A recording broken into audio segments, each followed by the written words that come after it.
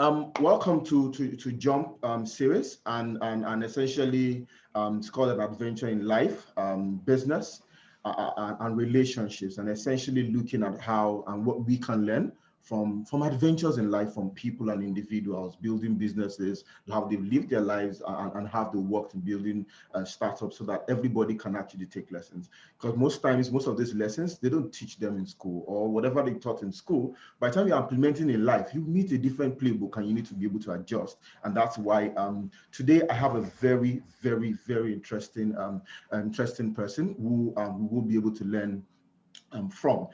If you've seen, heard, or searched for and seen Northflix, I have the startup co-founder here today.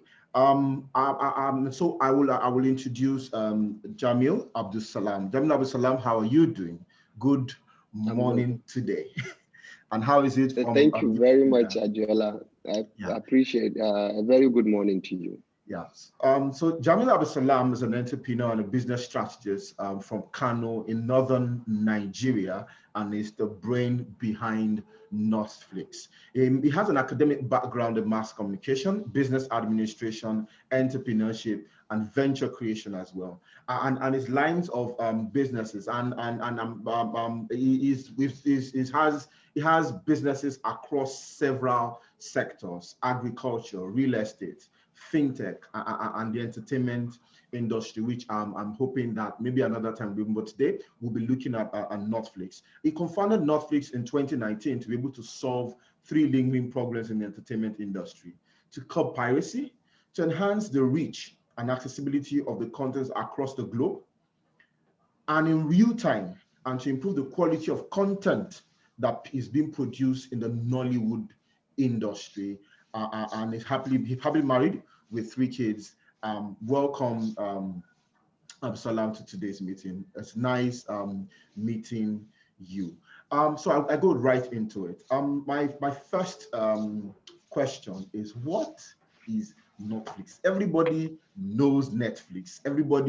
Most people use Netflix. But then, okay, so Netflix. What's Netflix? Why Netflix? Okay, good morning once again, Adiola, and thank you for having me here, at least to share my experience and my journey with our viewers.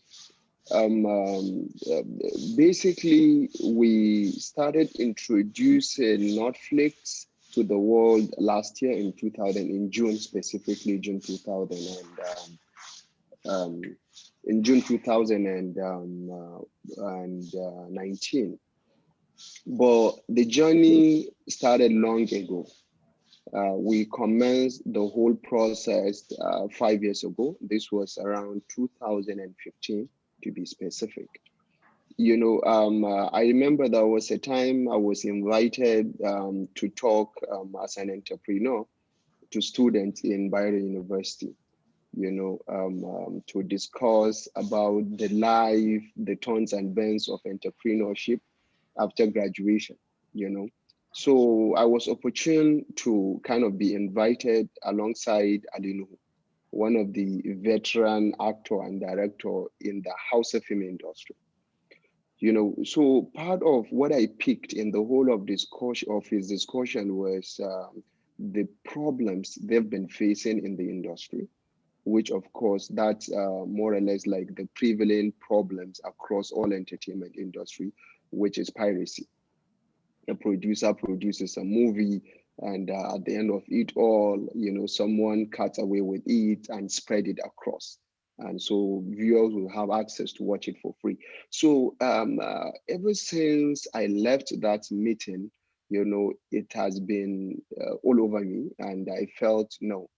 Someone needs to do something about this. We can't just fold our arms. Of course, probably because of my entrepreneurial mindset, which it goes always, it searches for problems and find a way to solving it.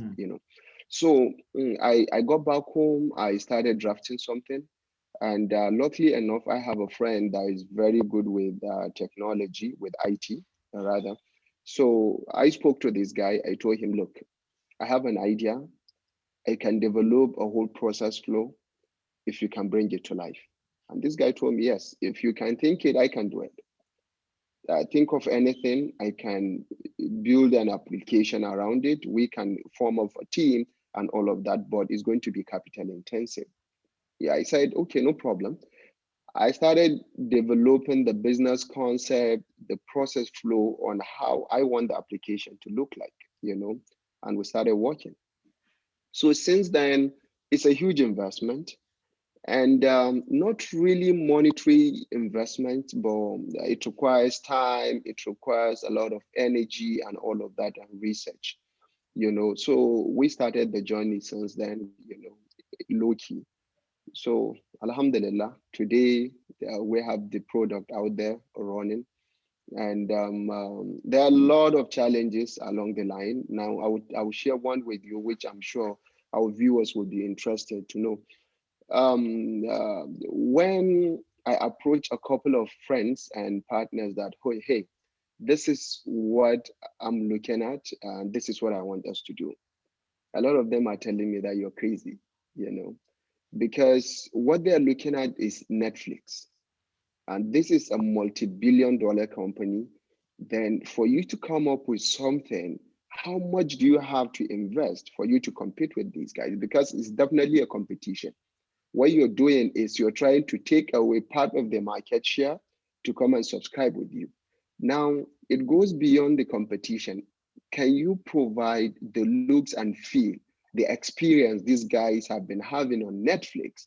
When they come here, they can't get anything lower, So that's the only way you can compete in the market.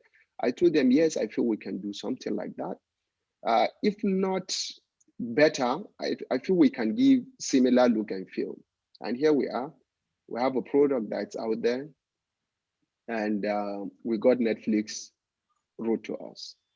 Yes. So as I talk to you now, we're in discussion with Netflix as regards to our product and talking about some legal right, talking about business partnerships.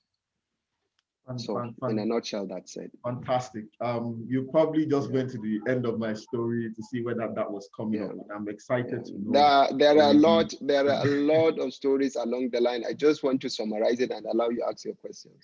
Yeah. So I'll be interested to know. I think the other thing is so when they started, there must have been question on why do you want to cater to the North, and is it only for Northerners? Because essentially when you are trying to start up, so why do you want to cater to these people? And to be honest, this is Nigeria. There are people who are okay. So the North, do they watch movies that? Yeah, I've been to at least 3 states in the North. Yeah, I think our first meeting was in the North as well. So I've been there. But then some of the things that you be like, are people watching movies as much in the North?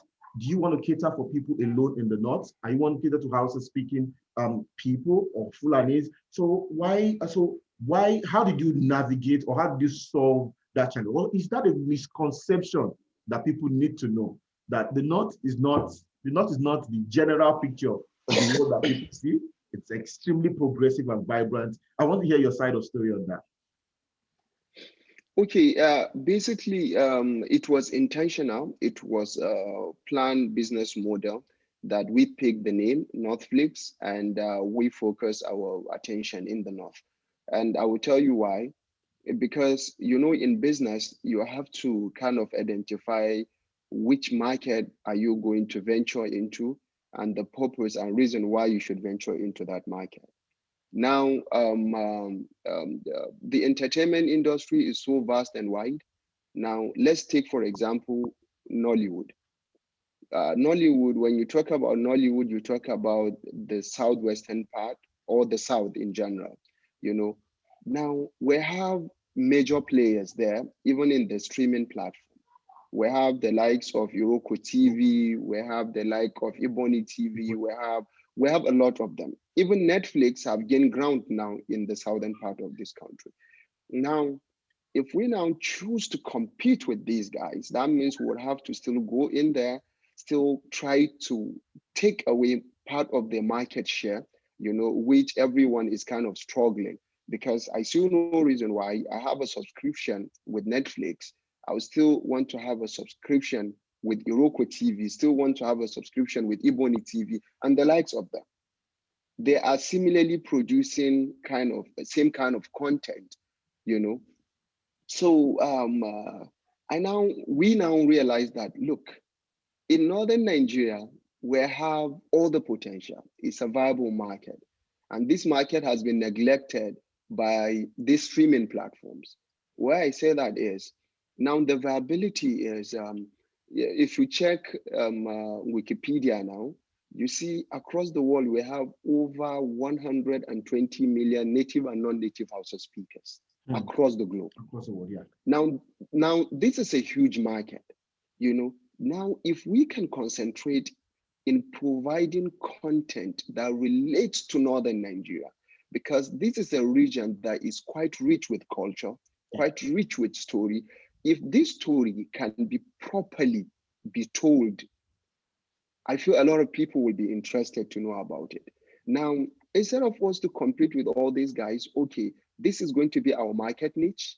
Let's focus on this market and let's do it the right way. Now, in these 120 million people, if we are lucky and be able to just carve away with just 10% of it, we're in business. We're good.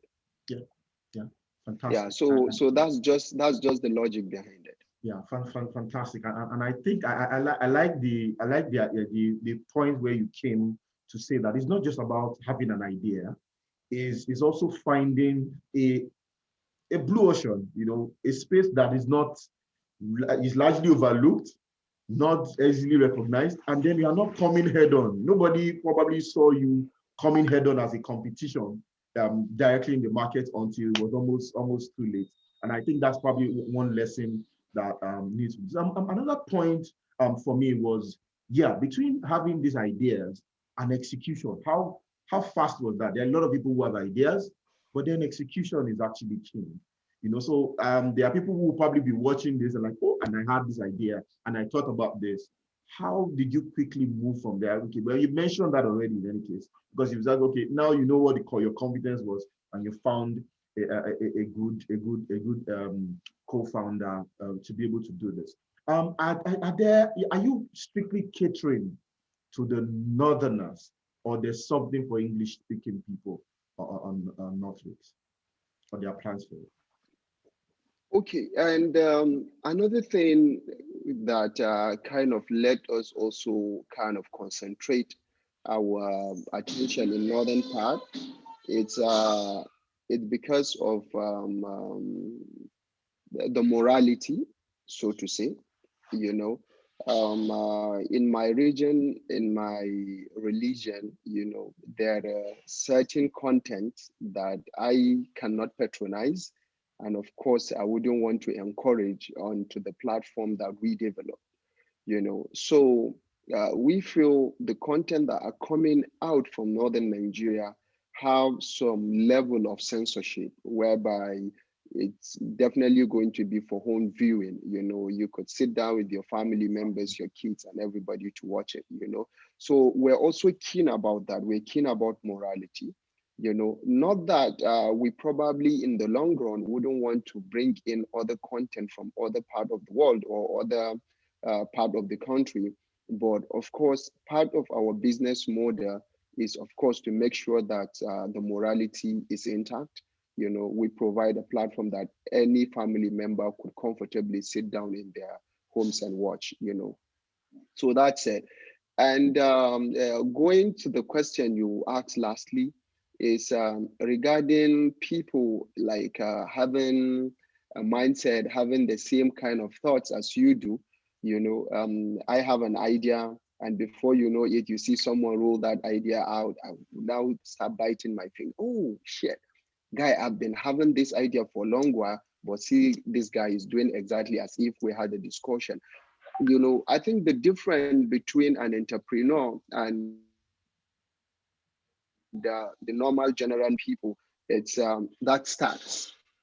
You know, we believe in whatever idea you have, it's not worthwhile until when you start, you know. Yes, so for us, we make sure every idea we have is not worthwhile until we roll it out and make it become a business. So that's just the difference. Yes. Yeah. To my next question, what is the, I think you've hinted at this already, but what's the lowest point in the growth path of going? I say it has been a huge disappointment. What moment in time the things did not work out that was the biggest blow? And then on the flip side, which was the high point or the most exciting part of this entire journey? In our own case, I think the flip side is, you have cybersecurity attacks every day. My people are out there just trying to bring you down. We have all of this, and so our IT team will have to keep working day in day out to make sure we have the best infrastructure so that whatever attacks that comes in and all of that. So I remember there was a time, I think that's the major issue we have. One of the servers that we're using just got shut down completely, and this is our major server that's based in Washington, D.C. Assuming that, okay, going up there, at least we're safe, there is no issue of electricity and all of that, but we got shut down. So the whole company got shut down. So within 48 hours, we had to navigate, move all our content and everything to a whole different server. So more or less, we're off for like 48 hours, and we're able to manage that. So I think ever since we started for about 1.5 years now, we're able to scale through that. But any other thing is the relationship with the players in the industry, or and how to get them accept the concept, trying to let them understand that, hey, don't do it that way. Come, let's do it this way. This is the best way you can make more money here.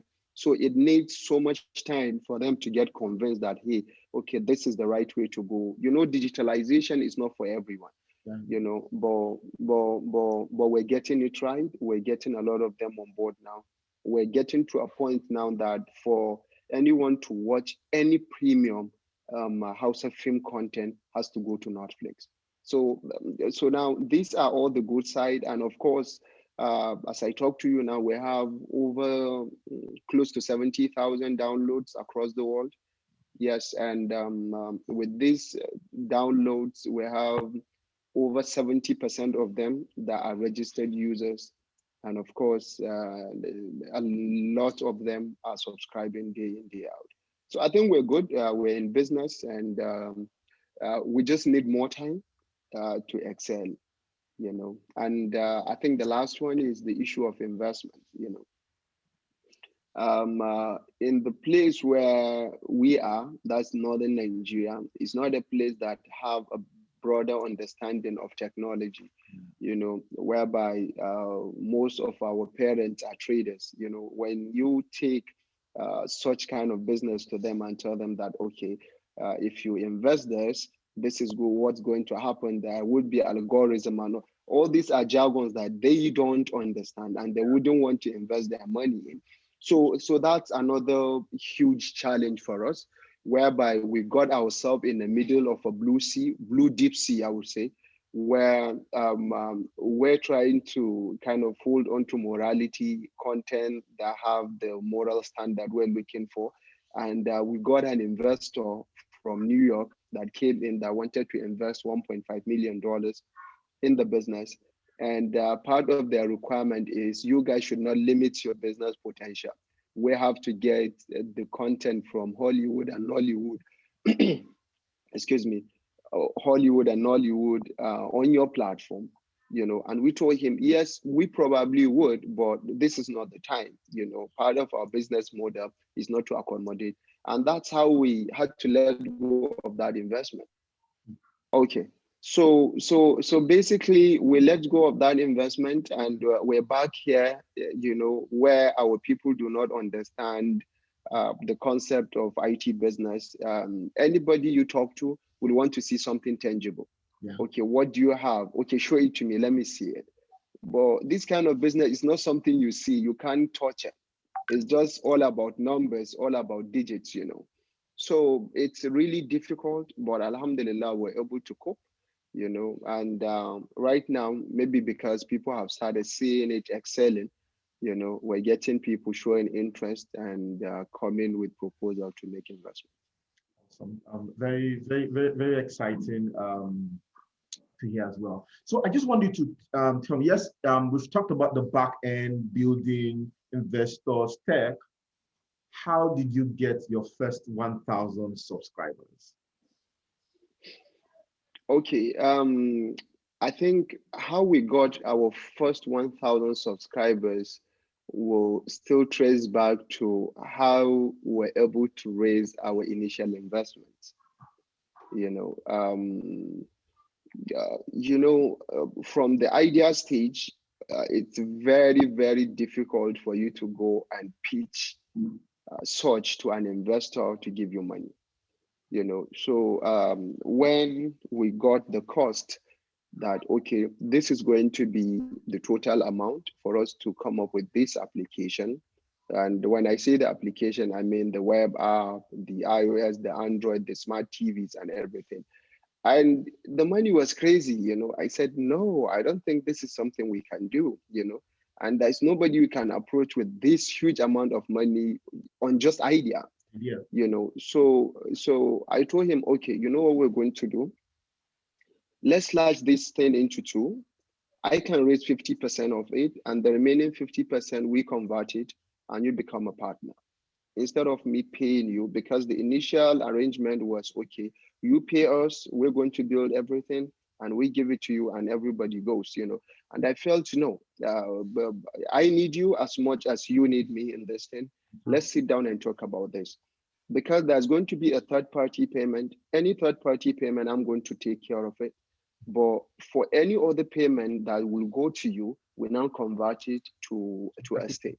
And we're able to have an understanding on that, and we develop the application and all. So after developing the application with all the cost, and I was really, really drained down, financially. So before registering the company, I went to meet one of my mentors, the MD of Norembaja.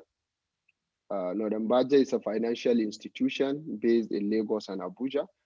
And I talked to this man, Mr. Tony. I told him, sir, look, I have a product. And I pitched that idea to him within, I think, 5 minutes, because he's really a busy person, but he availed me the opportunity to kind of have a 5-minute talk with him. And after talking to him, the first day he was telling me, no, Northern market, there is no, people do not even understand what they're doing. The market there is not viable. I don't think anyone will want to go into that. So I just told him, I gave him some kind of analysis, let him understand the viability and all. And he said, okay, let me just think over it. I will get back to you. I think 3 days later, he called me and he asked me to come. So I went, we had a sit down and still elaborate and all of that. And he told me that, okay, bring a proposal. I already had a proposal with me, because for him to call me back, I definitely know that it must have sunk into his head. I just dropped it. And the next thing, after all the back and forth, we got them as our first investors. So as an institution, they invested at that very time at idea stage, though, because we're yet to start any operation at that very time. So we use the money to set up office, to even do registrations and everything, and we get the ball rolling. And since then, we were able to have a meeting with the stakeholders in the northern film industry. We hosted around close to like 500 of them.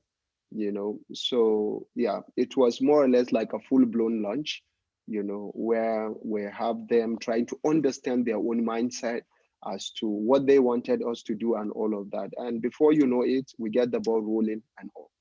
Now, because it's a capital intensive project, whereby dealing with the content is very, very difficult, whereby for you to buy one content, you're talking in millions, are you to buy, are you to produce? But whatever you're going to do, you have to invest so much on content.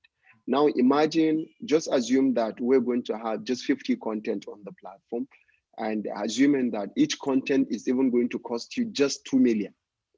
Now, if you're going to spend 2 million on 50 content, that's another 100 million that you have to keep, you know. Yeah, and that's a huge investment as without well. clear subscribers yet.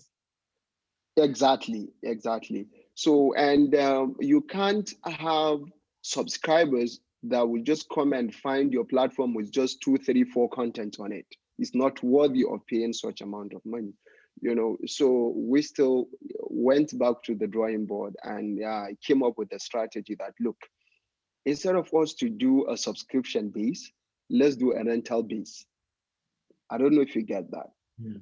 A rental base meaning that every viewer will log in, will watch a movie and pay for that particular movie he wants to watch. So we started with 300 naira, and the main game was, okay, the producers would be able to give us their content without us buying, but whatever revenue we generate, they take 60%, we take 40%. Awesome.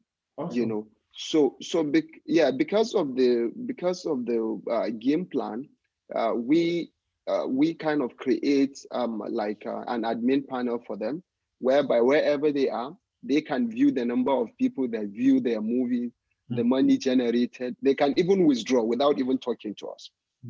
So it became a real-time, open and transparent transaction between us and the producers. Yes. So, and the advantage to doing that is, one, we wouldn't spend a dime to get a content. Two, they're going to help us because there are players in the industry to help us market the product. Because as you're marketing your content that is on this platform, people would have to download to watch. You know, so alhamdulillah, that business model worked. Okay, so we're able to, with them, with their push and support from the industry players, you know, we're able to get over 30 something thousand downloads, you know, across board. Yeah. And when we got to that point, we felt, okay, now it's high time we could switch. We could afford to buy the content on the platform, and we could switch to subscription. Now we upgraded it, and it now became 1,499 for a monthly subscription. So for every content now, we buy from the producers. Awesome. So exciting how that was done, because most times the hardest part is starting and getting your first set of. So you had two stakeholders to deal with: the subscribers and then the content creators. And in doing a deal with content, we're able to solve the problem of subscribers, and I think that is very fantastic as well. How is this? Yes, we've looked at the numbers. We looked at how is this influencing the global perception of the North as well? Is this playing a cultural role? Is it playing a social, or is it having a social impact as to how people are perceiving the North or not? You know, because I know one of the landing page said home to African culture. And you find out that those who have traveled or who have left the country want to be able to connect with home. You know, how's this done with respect to promoting the culture, the tradition, and the stories from the North? Okay, well, actually, I will tell you that one, we have subscribers across 32 countries, you know, whereby they're all having access to watching the content on the platform. And from the reviews we're having is a lot of people want their kids to kind of have access, you know, to watching content on Northflix, especially those in diaspora, because they have a feeling that all the content now they can be able to understand the Hausa culture. Even some of the houses that do not kind of speak Hausa fluently, that's an avenue for them. Unlike the normal conventional satellite where you have to see it and watch it over the TV, ours is on the go. You know, you have your mobile phone anywhere you are, you can have access to watching it. You know, So that's one of the advantages. And another thing, talking about kind of transmitting our own culture and custom across board, it's even though we're yet to get that, but we feel the whole globalization is how you can be able to transmit your own story using the social network. And we feel what we're doing is a social networking. So we feel in the long run, from what we're doing, producing content that will speak a good story about the North, because from the perception, if you travel abroad, from the perception a lot of people have about the North is North cannot even produce the likes of me and you. That's just the perception. Yeah. I remember I had a couple of meetings with people, and when I tell them I'm from the North, they will start asking, how comes? Because of the stereotypical perception they have of the North. So we need to tell our stories. Even the Western world are using the media to tell their own story. So the world only see when you tell them, because they will not be here. They are not going to come down here. So I feel it's really an opportunity for us to tell our own story using Netflix. Awesome. Thanks so much. So yes, it's yeah, interesting times, and we are having this conversation in 2020, right in the well, tapering out of COVID. I just wanted to ask, so how has did COVID have an impact, in terms of the numbers, in terms of numbers of people who subscribe or watch? Did it have an impact at all? Yes, there was limited income, but then there's an opportunity to be able to watch on the go. What impact did COVID have on the growth of Northflix? It has a tremendous impact.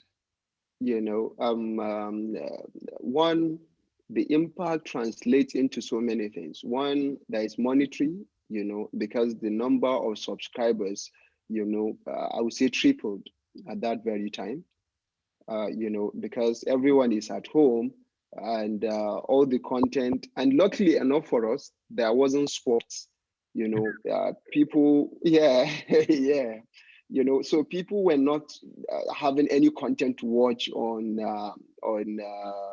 the satellite, so but for us, we have a couple of content that were piled up, so we're just releasing them time to time and all of that, so keeping people busy.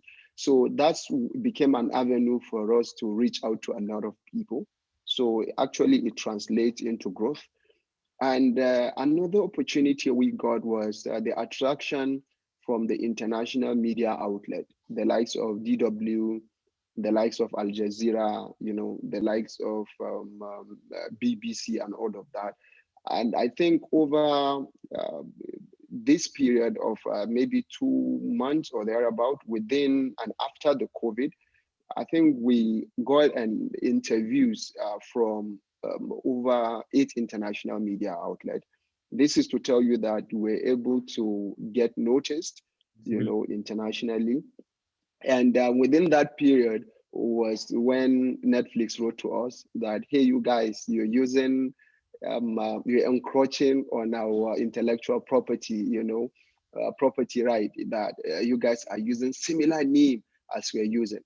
And one good thing is the people we have backing us, because this is a sensitive industry and you need to have a very good legal team. So we have San, in our legal team, Awesome. that for every step before we take, we've properly been guided and all of that.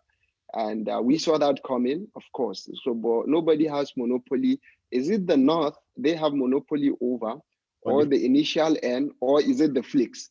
None of these names they have a monopoly over. So we had a lot of back and forth with them. So later they had to let go, and because we have all the registration and all. So now we're having a discussion on probably if there's could be any business relationship that will come out of awesome. So it's so exciting to hear, because most times people like, okay, nothing, oh, they stole somebody's. No, it was part of the plan all the way from the beginning, and it's exciting to know that there's some conversation going on. Has the growth been sustained over time, in terms of staff strength, resources? How have you been able to sustain this growth? Okay, basically, what we try to achieve is to have a minimal running cost, Hmm. to make sure that our running cost is within something we can afford, even with zero subscription. And I think this is one of the mistakes a lot of companies are making. And God willing, we scale through that. Because just yesterday, I got a story about what the name of this company is. It Kibli, something like that. Similar kind of platform in Canada Okay. that got an investment of $1.75 billion, Wow. but 6 months in the business, they're folding off now. They're winding up the company. Yeah, because they had, I think, over 700 and something thousand subscribers, and they felt that's not enough for them to sustain the company. Hmm. You know, but in our own case, now, if we are able to manage just 10,000 subscribers, that would translate to around 30 million. Now, with 30 million, we comfortably run our office, we comfortably buy content and have it. So the growth, you can really see the growth. It's seamless, so we're good. Yeah, awesome. It's exciting to hear as well because, particularly when startups are growing, they tend to, once funds come in, they tend to become elaborate or more elaborate in spending without focusing on the revenue that is actually supposed to sustain the business in the long run. It's exciting to know that your eyes are clear and fixed on minimizing cost and maximizing the opportunity to be able to grow this as well. So what's next for Northflix? A lot, honestly, a lot, a lot.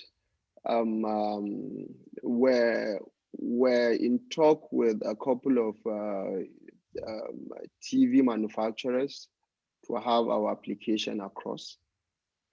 Um, uh, where you have a smart TV, you have Netflix on it. Hmm. We're in talk with MTN right now, and other telcos as well, to see how we can have like a data plan specifically for Netflix users. Let's say, for example, having 5 gig for 1,000 naira, but this plan is specifically for Netflix because people burn their data to have access to watching us. So we're trying to see how we can provide such kind of exactly such kind of package for them. Part of other things we're doing is to make sure to have like an Android stick where even if you don't have a smart TV, once you put it, you can be able to watch Netflix on any kind of TV you have. These are some of the plans we're working on, and we're good. Yeah, awesome, awesome. I like the way you're gently just saying we're good. And it's exciting to know that, particularly from the first time where I was asking the questions, or like this guy understands what he's doing, and it's great to know as well. So in rounding off now, I know as well that you do a lot of things. Are involved a lot. I mean, the first time I met you, by the time you had left, I literally was like, so you literally are in all these industries and you have your hands in everything. Today, a simple question. What if you lost everything today and you're supposed to start? What exactly would you do? Well, um, I would say IT because that's where the world is moving into. But in the whole business we're in, we try to kind of create an avenue that's going to suit the contemporary world where we belong. We're all youth. We can see, we're able, I think we're blessed to be able to envisage the future, what the future holds, and try to kind of work our business model towards suiting the future. Like, for example, in the real estate, Um, we try to kind of compete with those we understand that are kind of established by our parents. You Mm. know, ours are kind of the new generation real estate company. You know, before you know it, it wasn't long we started a couple of years back, but I think when you're talking about real estate in Abuja, we're one of the highest growing ones. You know, you can't mention two, three without mentioning our names in there. So you see, no way, anyhow, we still uh, find ourselves relevant, yeah, you know, in the industry. And talking about agriculture, you know, of course, with what you guys came in to do in Dawano, yeah, in Gizawa, you know, trying to digitalize everything that we do, you know. We have the likes of Dawano for a long time, but now we try to say, okay, let's do a commodity exchange market where wherever you are across the world, you can be able to have access to the commodity, transact without you coming down here, and a very open and honest transaction. So I feel IT has taken over everything, you know. So what we always try to do is to make sure that we put our hands everywhere, but it has to be IT related. Okay. Awesome, fantastic. Um, so my last question, I'm just rounding up now. What is the best advice you ever got in your entire interview? What was the best advice you ever got that you remember every time and is always guided? Well, I think the advice is from my cleric. You know, it's just keep pushing. You know, the road is so rough. You know, but just keep pushing. And this is what I always tell people. You know, the my students, or any youth, when I'm able to have an opportunity to talk to them. You know, it's not as easy as we all think. You know, sometimes we feel I have an idea, I can make it work. It could sound easy, but to bring an idea to life and make it successful, it's a big deal. You know, one, nobody will support you. Nobody, you know, I always say this, nobody will support you. Yeah, people could sound very nice to you, you know, tell you that, hey, you have a very good product and everything. But that's what they call ugly baby syndrome in business. You know, when you have an ugly baby, people will look at your baby. Nobody will tell you that you have an ugly baby. They will tell you, oh, your baby is nice, it's beautiful, you know, and all of that. But behind you, they tell you that this guy is having a bullshit, you know. So you have to prepare your mind to get to know all of this. And if you're expecting someone to just because he's your brother or your uncle to support you in business, I think you're wasting your time. You know, just believe in yourself, believe in what you do. You know, don't start unless you understand it clearly. And if you do understand it, don't let anyone to pull you back. You know, just go for it. Go with your plans, be steady, you know, push and push and push, but just take it slowly.